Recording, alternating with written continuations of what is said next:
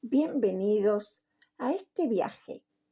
Lo que aquí comparto no son solo recuerdos, sino las decisiones de una mente que despertó y que hoy elegí hablar desde la paz para compartir una transformación real. Este mensaje está pensado para ti. Sí, tal cual yo vivía. Quizás tú estés pasando por una situación igual o hayas pasado, de dolor y de tristeza, encarcelado dentro de ti mismo. Detente un momento. Esta historia real te ayudará a soltar tu pasado y a descubrir que tú también puedes ser libre y vivir en paz. Ver que las cadenas pueden romperse. A través de este relato quiero acompañarte a descubrir que las libertades siempre empiezan por un despertar interior. Si esto te ha cautivado, dale like. No olvides activar tu campanita y suscríbete a este canal. Capítulo 1. Antes del silencio. Me llamo Alba, soy de Minas, del departamento de La Valleja. Mi historia no empezó como la de los libros. Antes de nacer, mi destino ya estaba marcado, donde los roles se cruzaban. Desde muy niña entendí que el mundo, la vida, era de una forma diferente. Hasta los 3 o 4 años viví con mi madre. Después fui a un orfanato. Para entender mi vida, te cuento lo que ocurrió desde el vientre de mi madre. Fui hija no querida, ya que mi padre era también mi abuelo y mi madre también era mi hermana. No sé en qué estado emocional estaría mi madre. Intentó quitarme la vida siendo bebé en un arroyo que pasaba cerca de su casa. Varias veces lo intentó y los vecinos me salvaban. Muchas veces desaparecía por días. Yo quedaba encerrada con un candado por fuera. Una señora morena era la que me traía de comer. Por una ventana chica me pasaba la comida. Yo la conocí personalmente a mis 10 años y me contó todo. Yo recordaba su mano, pero su cara no, su voz sí, porque me decía: pequeña, ven, acá tengo la comida. Qué hermoso sentir esa voz tan dulce y tan cálida. Pero volvamos para atrás en el tiempo. Pasaba días sola, como les comenté. Cuando volví a mi madre, yo no sentía felicidad. Estaba triste por la falta no solo de alimento, de agua, sino por la falta suya. Cuando ella venía, no había un beso, no había una caricia, una palabra: te extrañé, hija. Solo existía yo y ahí estaba. Cuando ella lavaba la ropa, me tiraba de panza en la tierra, en esa zanja, para tomar de esa agua sucia, jabonosa, llena de tierra y de microbios. Esa era mi vida, hasta que un día, a mis 3 años, sufrí el dolor más grande, sin pensarlo, ni quererlo. Mi madre me entregó a su compañero Juan para que me violara. El dolor y la desesperación eran tan grandes que por más que luchaba no podía zafar. Mi madre me dejó y se fue a la cocina. Me acuerdo de sus palabras cuando le preguntó: «¿Y mi amor, te la pudiste hacer?». Eso fue algo que me marcó para el resto de mi vida. Luego fui a parar al orfanato. Otra historia para mi vida. Y vamos al capítulo 2. Luz de esperanza. Cuando llegué al orfanato no recuerdo mucho.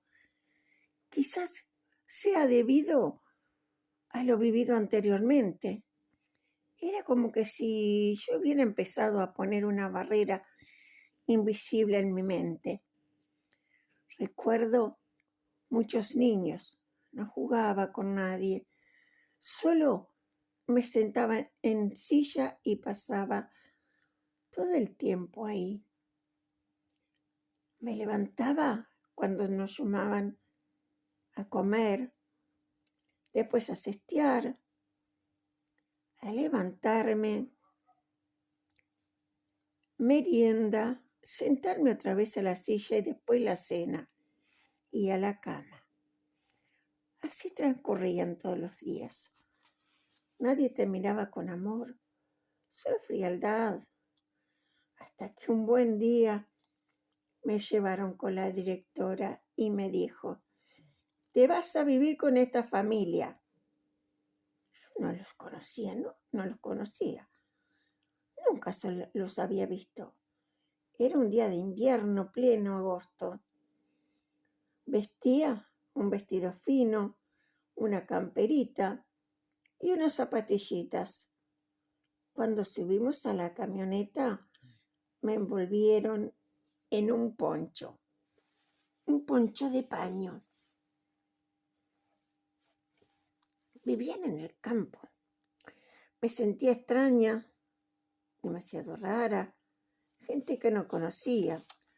Cuando vi el campo, sentí mucha alegría. Fue como sentir la libertad y poder respirar sin miedo. Respirar paz. Esa paz y libertad me duraría muy poco.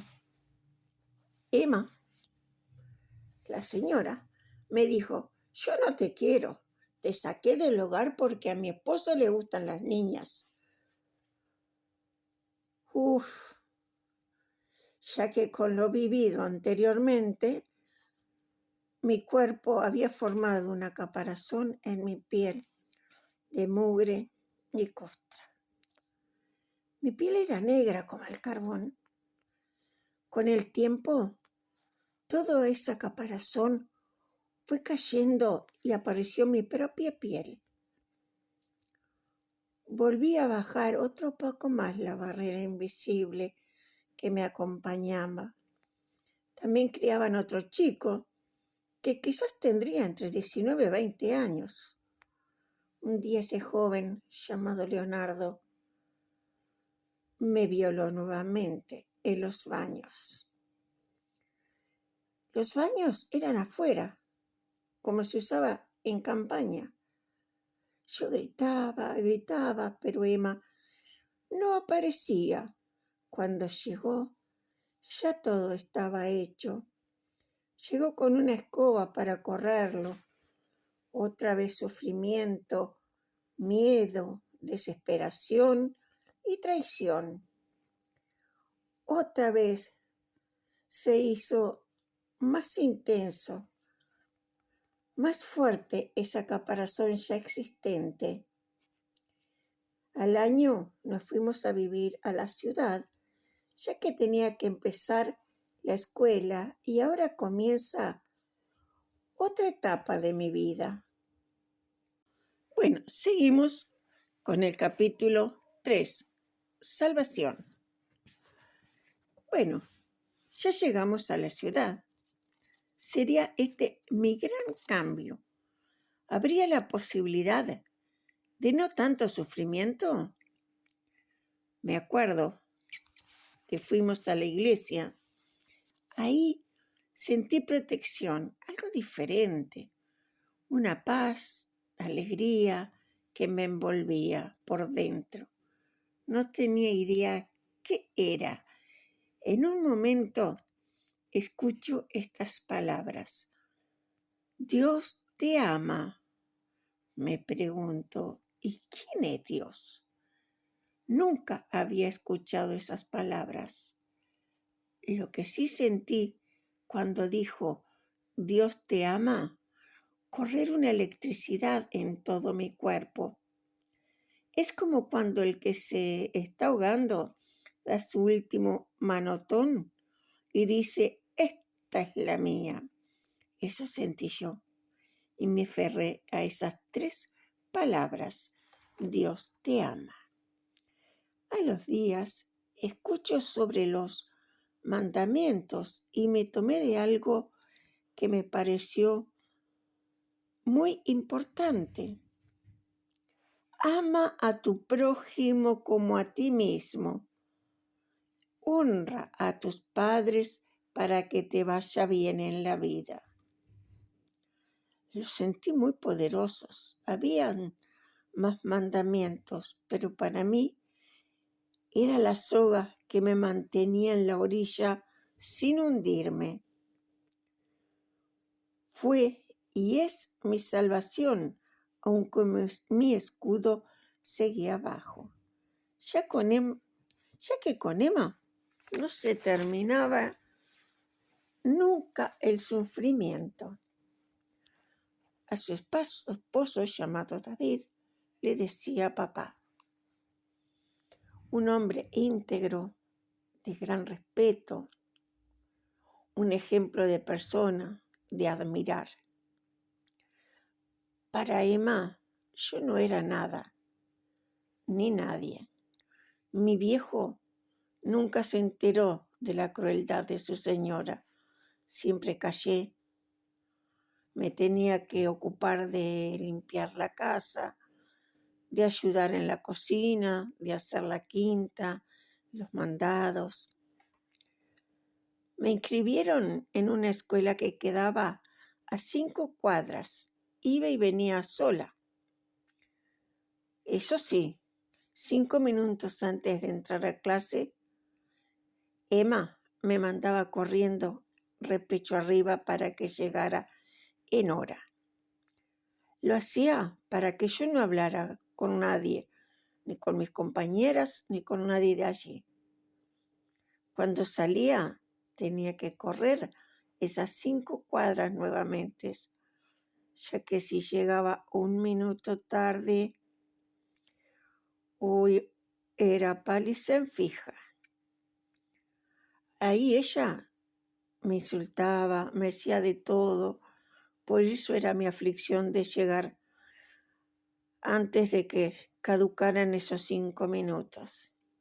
Emma muchas veces intentó asfixiarme, matarme, así que cada vez era más fuerte mi escudo.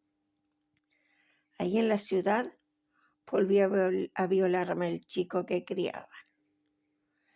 Mi única salvación, fortaleza, refugio era Dios te ama.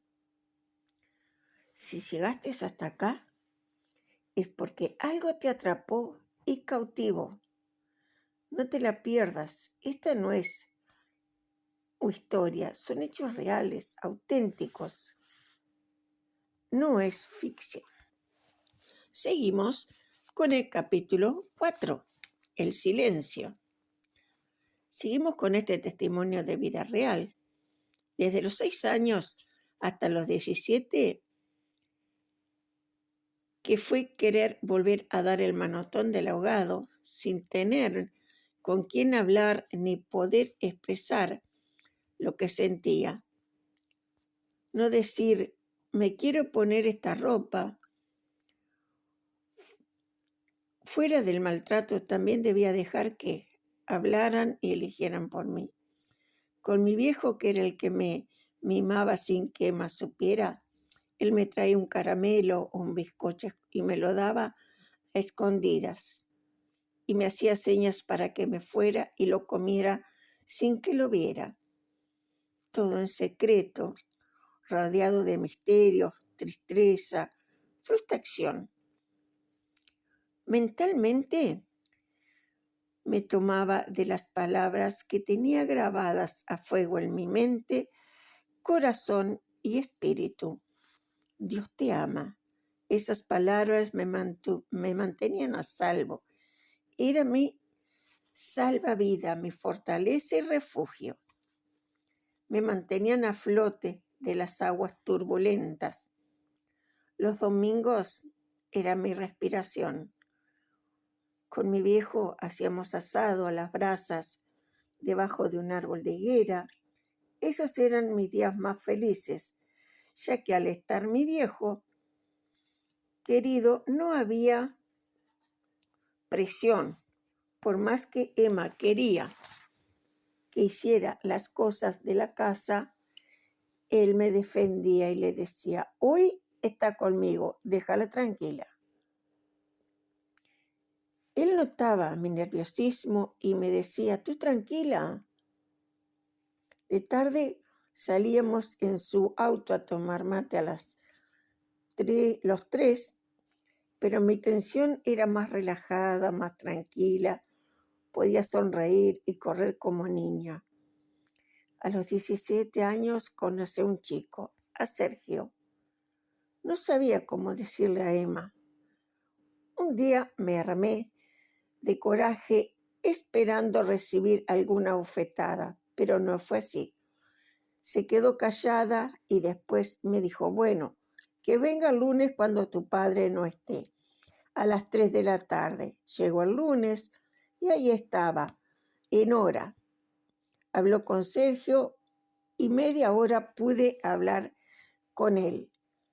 Él del lado de afuera de la puerta, yo del lado de adentro, y detrás de la puerta estaba Emma escuchando todo.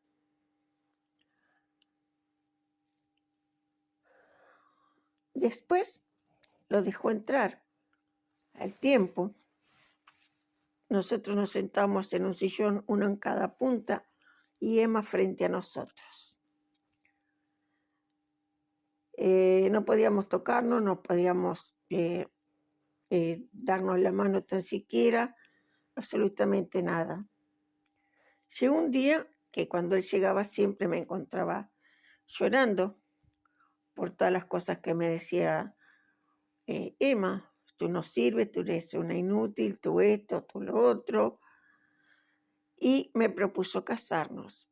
Y la doña estuvo de acuerdo. Así que, faltando 15 días para cumplir mis 18 años, nos casamos. Y yo pensé, esta es mi salvación de libertad.